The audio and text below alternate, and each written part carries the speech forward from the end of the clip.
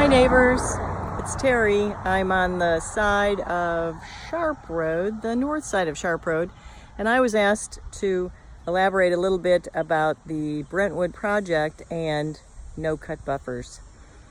The important part about no-cut buffers is, and the reason why it's being touted as the next best thing, but isn't necessarily the next best thing, is because of this condition.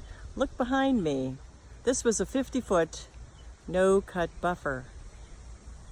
Is that what the residents expected? Do you think that's what they expected when this was agreed to? The problem with this buffer is that there were no restrictions placed on how many trees should have been in that buffer or needed to be in that buffer to create an actual buffer. That's a problem. And it's not necessarily the fault of the people who went in the back room to negotiate this buffer, because honestly, I'm sure they had no idea what they were agreeing to. But it is a problem when you've got attorneys negotiating with private citizens who don't have any experience in the development business, because they'll agree to things that they don't know could be better. That's my platform, better government. And the reason why I know about better government is because that's my industry.